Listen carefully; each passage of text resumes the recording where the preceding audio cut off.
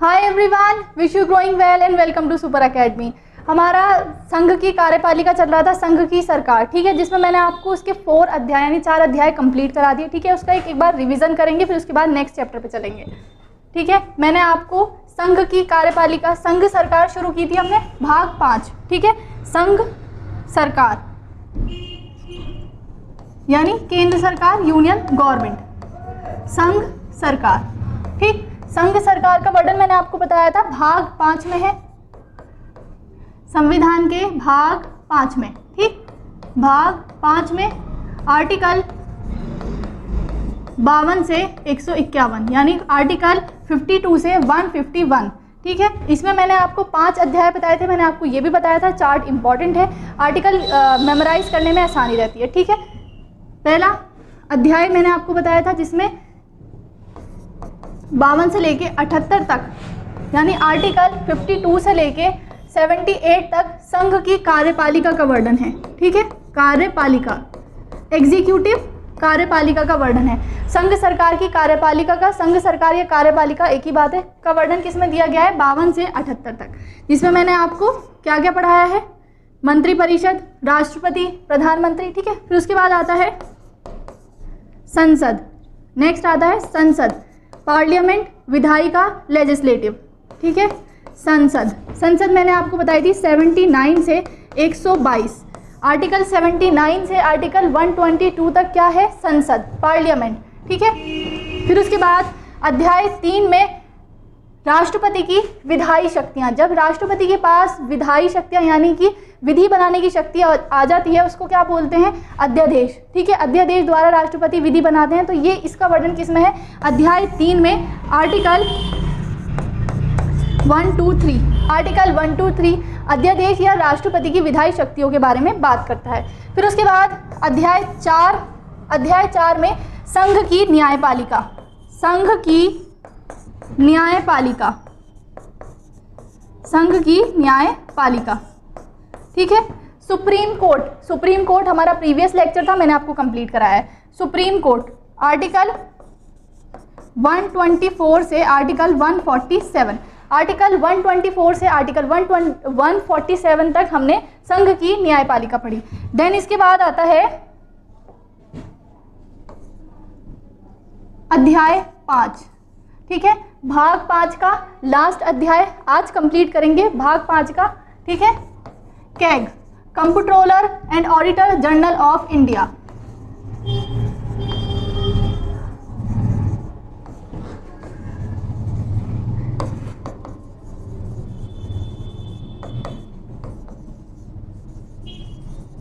ठीक है, comptroller and auditor general of India, ठीक है।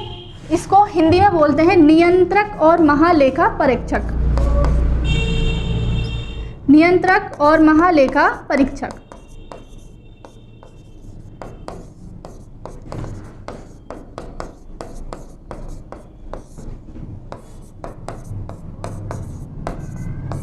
ठीक है। नियंत्रक और महालेखा परीक्षक, comptroller and auditor general of India, short में इनको कैग बोला जाता है, ठीक है। आपने ज़्यादातर नाम कैग सुना होगा, कैग, ठीक है। ये 5वें अध्याय में है, कौन से आर्टिकल से, आर्टिकल 148 से, आर्टिकल 148 से 151, 148 से 151 तक क्या दिया गया है, ऑडिटर जनरल ऑफ इंडिया, ठीक। इनके बारे में सारा विस्तार से बातें की गई हैं, किसमें, संविधान में। इसके साथ हमारा भाग 5 कंप्लीट हो जाता है, ठीक है। अब इनके बारे में पढ़ेंगे, किसके बारे में, कैग के बारे में। पहला, सबसे पहले कैग के बारे में जो बात शुरू होती है संविधान में, सबसे पहले उनका पद दिया गया है, आर्टिकल 148 में कैग का पद दिया गया है, यानी नियंत्रक और महालेखा परीक्षक का पद दिया गया है, ठीक है। कैग लिख रही हूँ, कैग का पद दिया गया है। सबसे पहले आप ये ध्यान रखिए कि कैग का जो निर्माण किया गया है, इनके पद को क्यों दिया गया है संविधान में। देखिए, जितना भी वित्तीय लेखा जोखा होता है, ठीक है, केंद्र सरकार का, राज्य सरकार का, उसका ऑडिट करना, ऑडिट का मतलब ये है कि जितना व्यय हुआ, ठीक, वो कहाँ किस किस प्रोजेक्ट में कितना पैसा लिया गया था, वो उस प्रोजेक्ट में लगाया है या नहीं लगाया है, इसको कहते हैं ऑडिट करना। ये काम किसका होता है, कैग का। इसीलिए कोई भी वित्तीय प्रणाली में यानी कोई भी लेखे जोखे में कोई भी ऊपर नीचे ना हो, इसीलिए उसकी जांच कौन करता है? कैग। तो कैग का पद बनाया गया है ऑडिटिंग के लिए, लेखा जोखा करने के लिए, ठीक है। तो पद किस में दिया गया है? 148 में दिया गया है पद, ठीक है। अब पद में या 148 में क्या क्या बातें आती हैं? नंबर 1 आती है इनकी नियुक्ति, ठीक है। यहां से क्वेश्चन पूछा जाता है कि कैग की नियुक्ति कौन करता है? तो कैग की नियुक्ति राष्ट्रपति करते हैं, ठीक है। राष्ट्रपति द्वारा कैग की नियुक्ति की जाती है। अब राष्ट्रपति द्वारा कैसे की जाती है? राष्ट्रपति मंत्रिपरिषद की सलाह पर कार्य करते हैं।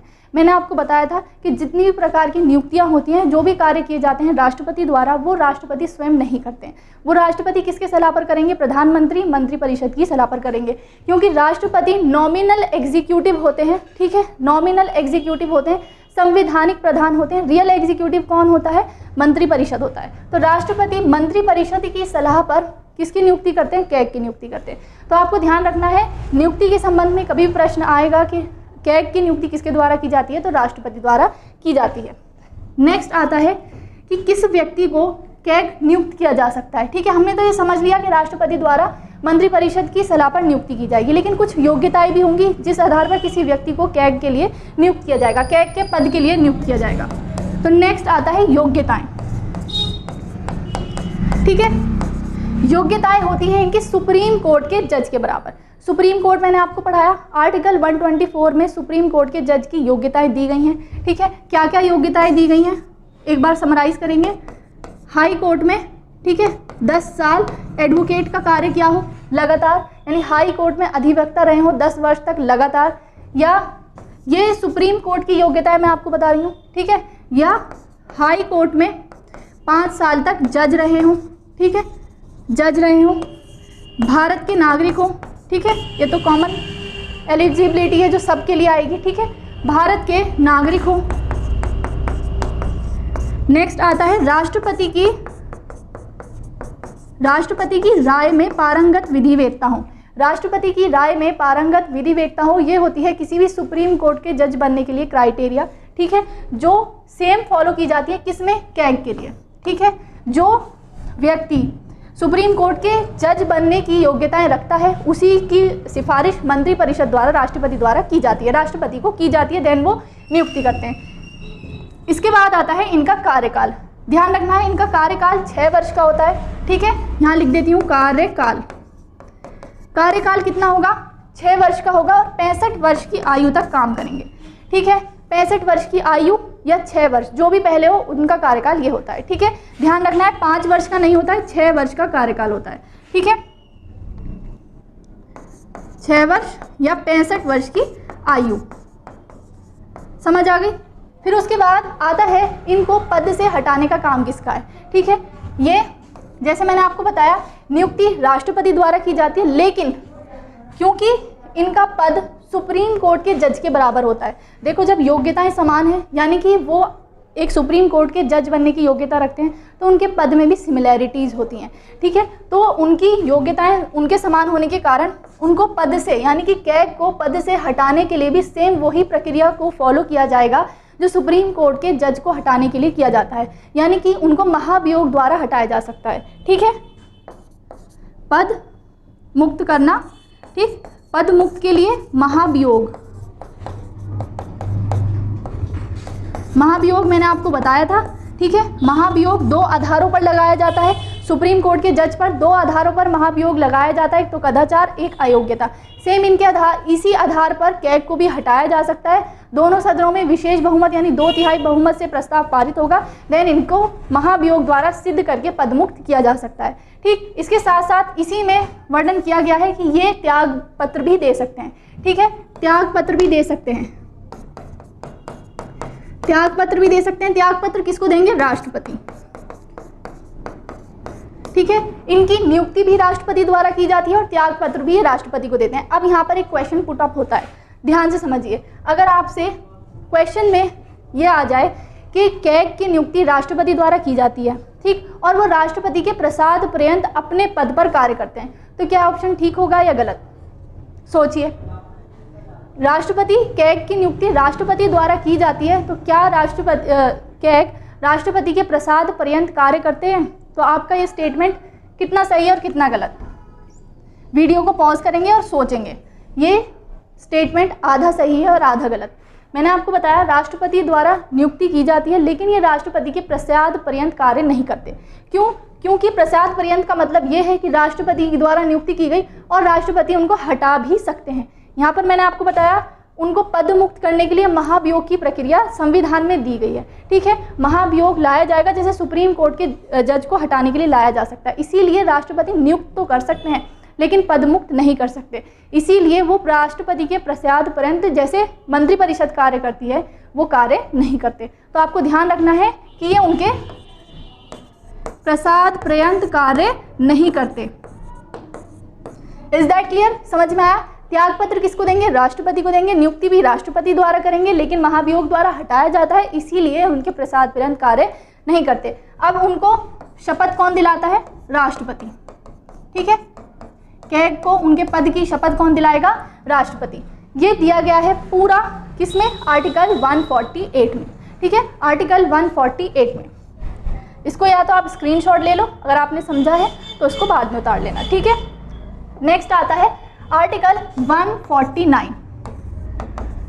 आर्टिकल 149 जिसमें कैग का कार्य दिया गया है। ठीक है, कार्य और शक्तियों का वर्णन।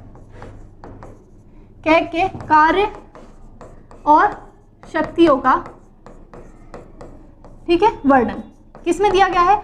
आर्टिकल 149। अब आपको ध्यान रखना है ये इनका काम क्या है।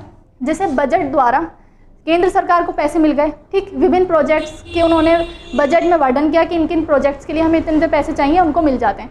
फिर उसके बाद केंद्र सरकार काम करना शुरू करती है। ठीक है, कैग का काम क्या है? जब केंद्र सरकार ने अपना काम करना शुरू कर दिया है, देन वो चेक करेगा कि जिस काम के लिए जितने पैसे निकाले थे वो उस काम के लिए यूज़ किए गए हैं या नहीं। ठीक है, उसकी रिपोर्ट देन वो संसद में देता है। आपको समझ में आया? केंद्र सरकार की ऑडिटिंग का काम। ऑडिटिंग का मतलब होता है जितना पैसा निकाला गया है, जिस प्रोजेक्ट के लिए निकाला गया है, ठीक है, उस पर वो उतना खर्च हुआ है या नहीं। ठीक है, और कितना खर्च हुआ है कितना नहीं हुआ है उसकी पूरी रिपोर्ट बनाई जाती है, जो संसद में वो पेश करते हैं। ठीक, राष्ट्रपति को देते हैं, राष्ट्रपति संसद में पेश करते हैं। तो आपको समझ में आया इनका कार्य क्या है? ये केंद्र सरकार यानी यूनियन गवर्नमेंट, संघ सरकार, केंद्र सरकार की ऑडिटिंग करते हैं। ठीक है, ऑडिटिंग करते हैं।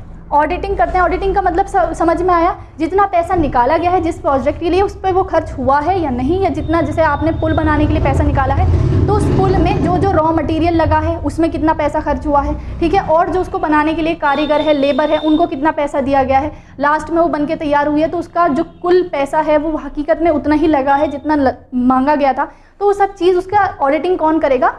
कैग। ठीक है, इतना बात आपको समझ में आई? ठीक, पहले तो आ गया केंद्र सरकार की ऑडिटिंग करते हैं। दूसरा कार्य है इनका राज्य सरकार की। ठीक है, राज्य सरकार की ये ऑडिटिंग भी करेंगे और अकाउंटिंग भी करेंगे। पहले आप समझिए, ऑडिटिंग आपको समझ में आ गया। ठीक, फिर इसके बाद आता है अकाउंटिंग। ठीक है, अकाउंटिंग। अकाउंटिंग का मतलब क्या होता है? जैसे केंद्र सरकार बजट प्रस्तुत करती है, बजट में वो प्रोजेक्ट के लिए पैसे मांगती है, यानी कि अपने आप उन्होंने बजट तैयार किया, अपने आप उन्होंने प्रोजेक्ट्स डिसाइड किए कि ये प्रोजेक्ट मुझे बनाना है। मान लीजिए इतने में मुझे पेड़ लगाने हैं, ये रेलवेज में लगाना है, यहाँ पर मुझे स्कूल्स बनाने हैं, हॉस्पिटल्स बनाने हैं, कोई भी प्रोजेक्ट उन्होंने अपने लिए डिसाइड किया और उसके लिए अपने हिसाब से वो पैसे डिसाइड कर लेती है। ठीक, उसकी ऑडिटिंग का काम किसका हो गया? केंद्र सरकार, कैग का। ठीक, इसके बाद अकाउंटिंग का मतलब क्या होता है? राज्य सरकार को ये फ्रीडम नहीं होती। जब केंद्र सरकार से राज्य सरकार को पैसा दिया जाता है तो प्रोजेक्ट पहले से प्री डिसाइडेड होते हैं। ठीक है, मान लीजिए इनको एक्स पैसा दिया गया, यानी केंद्र सरकार की तरफ से राज्य सरकार को एक्स अमाउंट दिया गया। ठीक है, किसके लिए?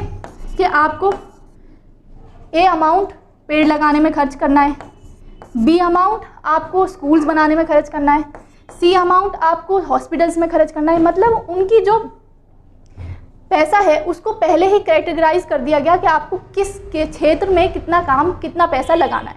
ठीक है, इसको बोलते हैं अकाउंटिंग। ठीक है, उनके एक तरीके से पहले ही अकाउंट बना दिए कि अगर आपको शिक्षा के लिए काम करना है तो आपके अकाउंट में केंद्र सरकार इतने पैसे देगी। समझ में आया? सीधी लैंग्वेज में।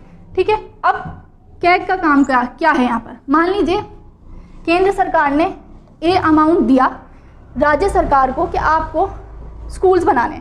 अगर राज्य सरकार वो स्कूल्स नहीं बना पाई तो वो पैसा वापस चला जाएगा, राज्य सरकार उसको हेल्थ में यूज़ नहीं कर सकती है, किसी भी इंफ्रास्ट्रक्चर में यूज़ नहीं कर सकती। उसे एजुकेशन के लिए दिया है तो वो एजुकेशन में यूज़ करेगी। That is called accounting. समझ में आया? इसका काम कौन करेगा? कैग करते हैं। केंद्र, आपको इतना भी ध्यान रखना है कि राज्य सरकार के लिए अलग से कोई कैग की व्यवस्था नहीं की गई है।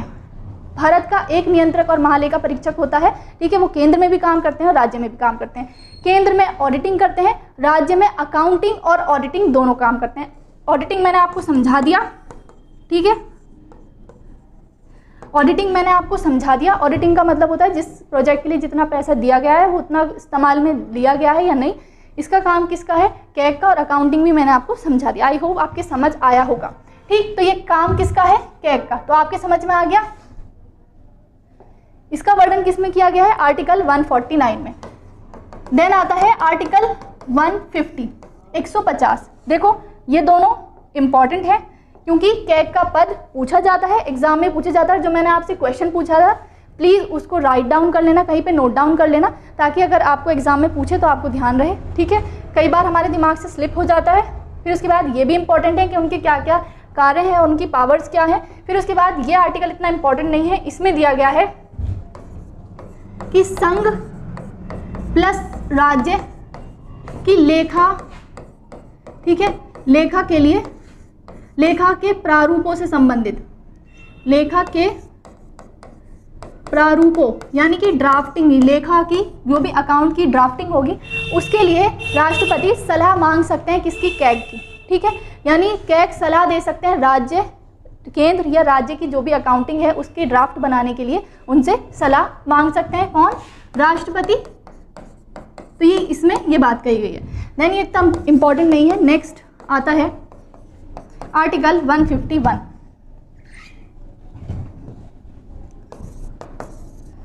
आर्टिकल 151 ये इंपॉर्टेंट है।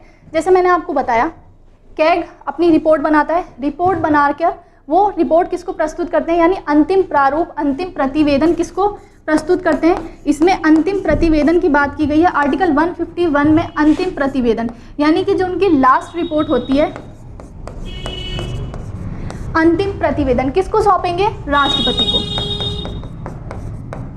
राष्ट्रपति को, यानी कि कैग ने जो भी अपनी रिपोर्ट तैयार की है वो किसको देंगे? प्रेसिडेंट को देंगे। और प्रेसिडेंट, ठीक है, केंद्र की। अब आपको एक चीज़ ध्यान रखनी है, जब वो केंद्र की ऑडिटिंग करेंगे तो केंद्र की रिपोर्ट किसको देंगे? राष्ट्रपति को। तो राष्ट्रपति उसको लोकसभा में लोकसभा के अध्यक्ष और राज्यसभा में, ठीक है, राज्यसभा के सभापति, क्योंकि लोकसभा में अध्यक्ष होते हैं, राज्यसभा में सभापति, ठीक है, सभापति को देते हैं। देन सभापति और राज्यसभा के सभापति और लोकसभा के अध्यक्ष अपने अपने सदस्यों को उसको प्रस्तुत करते हैं। ठीक है, उनका काम क्या होता है कि अंतिम प्रतिवेदन संघ सरकार की ऑडिटिंग का किसको देंगे? राष्ट्रपति को। राज्य सरकार की किसको देंगे? राज्यपाल को। ठीक है, राज्य सरकार की ऑडिटिंग की जो रिपोर्ट होगी वो किसको दी जाएगी? राज्यपाल को दी जाएगी।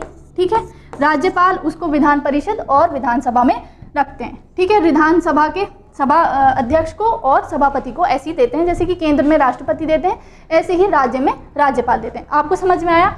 ये बात किस में कही गई है? आर्टिकल 151 में।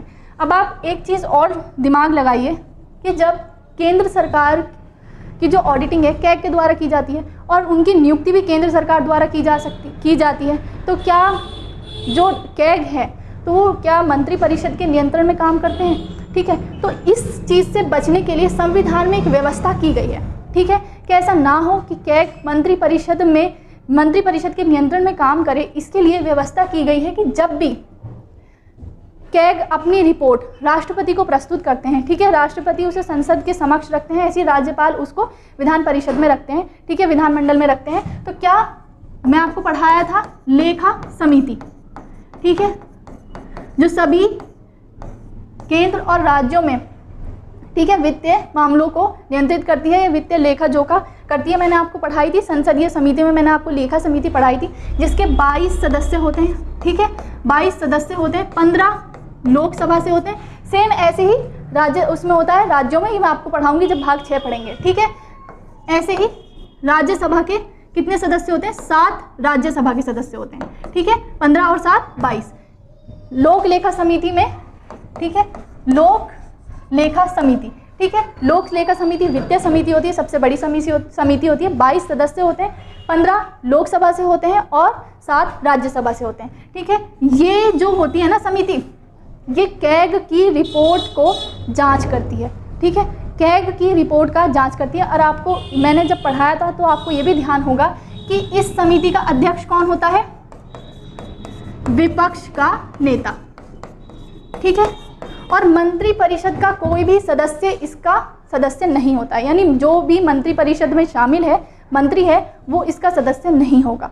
तो इसीलिए उसकी रिपोर्ट बिल्कुल निष्पक्ष हो, इसीलिए वो ध्यान रखा जाता है कि कोई भी निष्पक्षता में गड़बड़ी ना हो। इसीलिए कैग की रिपोर्ट की जांच दोबारा कौन करता है? लोक लेखा समिति, ठीक है। इसीलिए कोई भी गड़बड़ी का मामला नहीं होता।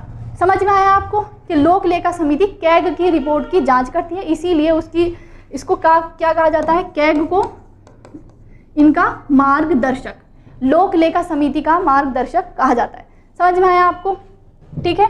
ये पीछे पूछा गया है कि लोक लेखा समिति किसकी रिपोर्ट की जांच करती है या किसकी रिपोर्ट को आधार बनाती है? तो किसकी रिपोर्ट को बनाती है? कैग की रिपोर्ट को बनाती है। और ये इनकी स्वतंत्रता को भी निर्धारित करता है, ठीक है, क्योंकि आखिर में इनकी रिपोर्ट के जवाबदेह कौन है? खुद कैग होंगे, इसीलिए इनकी रिपोर्ट निष्पक्ष होती है। समझ में आया? हमारा अध्याय 5 किससे संबंधित है? कैग से संबंधित है, जिसका वर्णन किस में किया गया है? आर्टिकल 148 से आर्टिकल 151 में किया गया है। आर्टिकल 148 पद का प्रावधान करता है, ठीक है। आर्टिकल 148 पद बताता है किसका? कैग का। जिसमें जो चीज़ें थी वो मैंने आपको सब कंप्लीट करा दी। नियुक्ति, योग्यताएं, कार्यकाल, पदमुक्त कैसे किया जाता है, ये ध्यान रखना है, ठीक है। ये इम्पॉर्टेंट है, स्टार बना रही थी, ठीक है। ये इंपॉर्टेंट है कि प्रसाद पर्यंत, कभी एग्जाम में आपसे सीधा पूछ ले कि राष्ट्रपति द्वारा नियुक्त किए जाते हैं तो क्या राष्ट्रपति के प्रसाद पर्यंत कार्य करते हैं? तो प्रसाद पर्यंत कार्य नहीं करते हैं, नियुक्त राष्ट्रपति द्वारा किए जाते हैं। शपथ भी राष्ट्रपति दिलाते हैं और त्याग पत्र भी राष्ट्रपति को दिया जाता है। इसके बाद आर्टिकल 149 मैंने आपको पढ़ाया है, जिसमें कैग के कार्य और शक्तियों का वर्णन किया गया है, ठीक है। फिर आर्टिकल 150 इतना इंपॉर्टेंट नहीं है, लेकिन संघ और राज्य की जो लेखा के ड्राफ्ट होते हैं, अकाउंटिंग के ड्राफ्ट होते हैं, उस पर सलाह देने की शक्ति राष्ट्रपति को सलाह दे सकते हैं। फिर उसके बाद अंतिम प्रतिवेदन किसको सौंपेंगे? राष्ट्रपति को सौंपेंगे। ध्यान रखना है, राष्ट्रपति को सौंपेंगे। राष्ट्रपति संसद में रखते हैं, ऐसी राज्यपाल दोनों सदनों में रखते हैं, ठीक है। फिर इसकी ऑडिटिंग दोबारा से कौन करेगा? इसकी रिपोर्ट की जांच कौन करेगा? लोक लेखा समिति, जिसका अध्यक्ष कौन होता है? विपक्ष का नेता, ठीक है। देन आप पीडीएफ से समझते हैं, ठीक है। इतना आपके समझ आ गया होगा। हम पढ़ रहे हैं कंप्ट्रोलर और ऑडिटर जनरल ऑफ इंडिया। और ध्यान रखना है, इनके वेतन भत्ते भी सुप्रीम कोर्ट के जज के बराबर होते हैं। योग्यताएं उनके बराबर है, पद में सिमिलैरिटी है, तो इनके वेतन भत्ते भी उनके बराबर ही होते हैं। और इनके वेतन संचित निधि पर भारित होते हैं, जो इनकी स्वतंत्रता को निश्चित करता है, ठीक है। अब इसका सिर्फ ओवरव्यू में पढ़ेंगे। मैंने आपको जो इम्पोर्टेंट था वो मैंने आपको अच्छे से समझा दिया, ठीक है। ध्यान से समझिए। भारतीय संविधान में संघ और राज्यों के समस्त वित्तीय कार्य प्रणाली पर नजर रखने के लिए वो काम, वित्तीय कार्य प्रणाली का मतलब है कि वित्त के मामले में संघ सरकार में क्या काम हो रहा है, राज्य सरकार में क्या काम हो रहा है, कितना पैसा कहाँ लिया जा रहा है, क्योंकि एंड में कौन इससे प्रभावित होता है? टैक्स पेयर, ठीक है। नियंत्रक और महालेखा परीक्षक की नियुक्ति का प्रावधान किया गया है, किसके लिए? वित्तीय कार्य प्रणाली के लिए। सबसे पहले देखो, ये इंपॉर्टेंट है, सबसे पहले 1857 में तत्कालीन 3 प्रेसिडेंसियों कोलकाता, मद्रास और बम्बई के लेखों को प्रमाणित करने के लिए लॉर्ड कैनिंग ने सबसे पहले इस पद का प्रावधान किया था। लॉर्ड कैनिंग ने सबसे पहले इस पद का प्रावधान किया था। इसको ध्यान रखना है, कब? 1857 में, जब उसको क्या कहा गया था? महालेखा परीक्षक। तो ये ध्यान रखना है कि जो कैग का पद है ये हमने कहाँ से लिया है? ब्रिटेन से लिया है। फिर उसके बाद भारतीय संविधान द्वारा महालेखा परीक्षक को भारतीय नियंत्रक और महालेखा परीक्षक, हमने नियंत्रक और जोड़ दिया, इसमें नाम से जाना जाता है। और उच्चतम न्यायालय के न्यायाधीश की बात, ये एक संवैधानिक अधिकारी बनाया गया है, ठीक है। संवैधानिक पद है। भाग 5 में अनुच्छेद 148, आर्टिकल 148 से 151 भारत के नियंत्रक और महालेखा परीक्षक के बारे में है। 148 मैंने आपको समझा दिया, जिसमें उनके नियुक्ति, कार्यकाल, ठीक है। भारत के नियंत्रक महालेखा परीक्षक होगा, किसमें कहा गया, आर्टिकल 148 में, जिसकी नियुक्ति राष्ट्रपति द्वारा की जाएगी। ठीक है। उनके वेतन, सेवा, अधिकार सब किसके बराबर होंगे, सुप्रीम कोर्ट के जज के बराबर। ये मैंने आपको पढ़ा दिया है।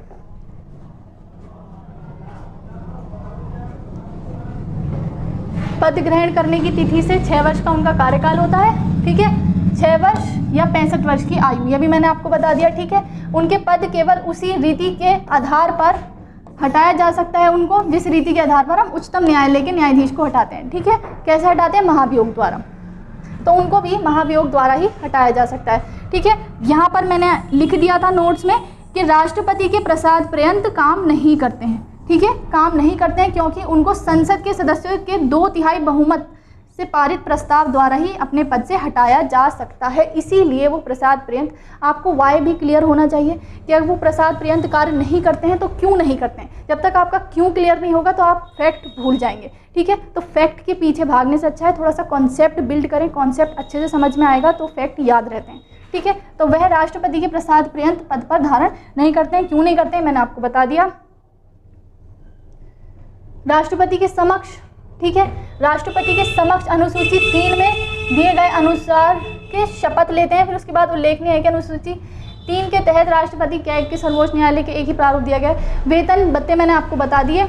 ठीक है। उनके वेतन में कटौती नहीं की जा सकती है वित्तीय आपातकाल के अलावा। ठीक है। इसीलिए उनकी स्वतंत्रता निश्चित होती है और उनका वेतन संचित निधि पर भारित होता है। सेवा, देखो ये एक चीज़ भी इम्पॉर्टेंट है। ठीक है। सेवानिवृत्त के बाद यानी रिटायरमेंट के बाद वो किसी लाभ के पद पर कार्य नहीं कर सकते। ठीक है। किसी भी लाभ के पद पर कार्य नहीं करेंगे। भारत सरकार या किसी राज्य के अधीन कोई पद धारण नहीं कर सकते। ठीक है। सरकार के अधीन कोई पद धारण नहीं करेंगे, जिससे उनकी स्वतंत्रता निश्चित होती है और वो अपने पद पर जब तक कार्यरत रहते हैं स्वतंत्रता पूर्वक कार्य करते हैं।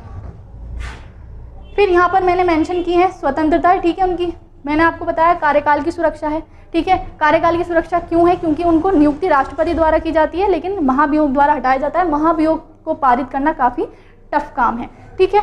अपना पद, फिर उसके बाद यहाँ पर लिखा गया है कि वो लाभ के पद पर कार्य नहीं कर सकते, इसीलिए उनका वेतन संचित निधि पर भारित होता है। ठीक है। उनके वेतन में कोई कटौती नहीं की जा सकती। फिर उसके बाद उनके कार्यकाल, व्यय, अंत्य, सब ये इंपॉर्टेंट है। ठीक है।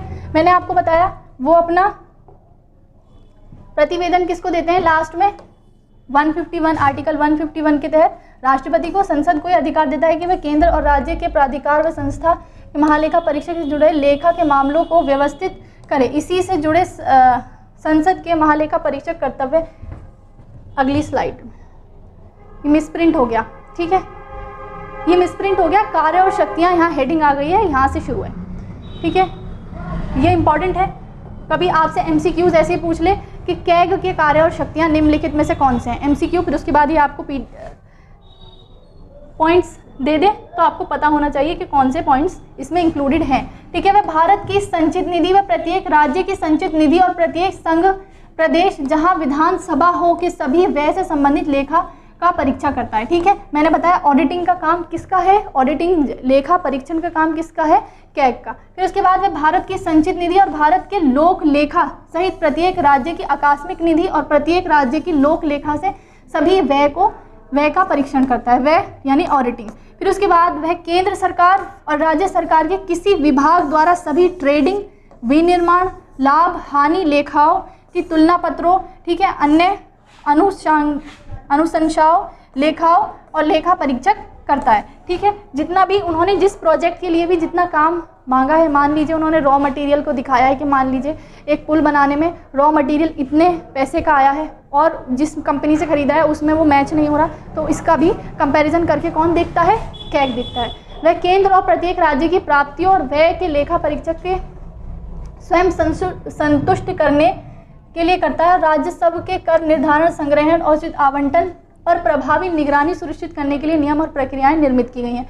वह निम्नलिखित प्रक्रियाओं, प्राप्तियों और व्यय का भी लेखा करता है। वह सभी निकाय, प्राधिकरण जिन्हें केंद्र और राज्य सरकार से अनुदान मिलता है, मतलब ग्रांट जो मिलती है उसकी भी चेकिंग की जाती है कि किसको कितनी ग्रांट दी गई है। तो उसके बाद सरकारी कंपनियां जब संबद्ध नियमों द्वारा आवश्यक हो या अन्य मामलों में नियमों, मेन काम इनका ऑडिटिंग का है। यहाँ पर भी यही बात की गई है। वह राष्ट्रपति राज्यपाल के निवेदन पर या अन्य प्राधिकरण के लिए स्थानीय निकायों का भी लेखा परीक्षा करता है। ठीक है, कब? जब राज्यपाल या राष्ट्रपति निवेदन करेंगे, वरना राज्य सरकार और केंद्र सरकार के करते हैं, लेकिन उनके निवेदन करने पर प्राधिकरण के लिए स्थानीय निकायों का भी लेखा परीक्षा करता है। राष्ट्रपति से इस संबंध में सलाह देता है कि केंद्र और राज्यों की लेखा का प्रारूप किस रूप में रखा जाए। मैंने बताया था आर्टिकल 150, ठीक है, यहाँ पर आर्टिकल 150 की बात हो रही है। वह केंद्र सरकार के लेखों से संबंधित रिपोर्ट राष्ट्रपति को देता है। ये भी उसका कार्य है। आर्टिकल 150, वह राज्य सरकार के लेखों से संबंधित रिपोर्ट राज्यपाल को देता है। ये भी मैंने आपको बता दिया। वह किसी कर या शुल्क की शुद्धता आगामों का निर्धारण और प्रमापन करता है। अनुच्छेद 279। वह संसद की लोक लेखा समिति के गाइड, मित्र और मार्गदर्शक के रूप में कार्य करता है। ये भी मैंने आपको बताया। ठीक है, क्या कहा जाता है? कैग को लोक लेखा समिति का गाइड, मित्र और मार्गदर्शक।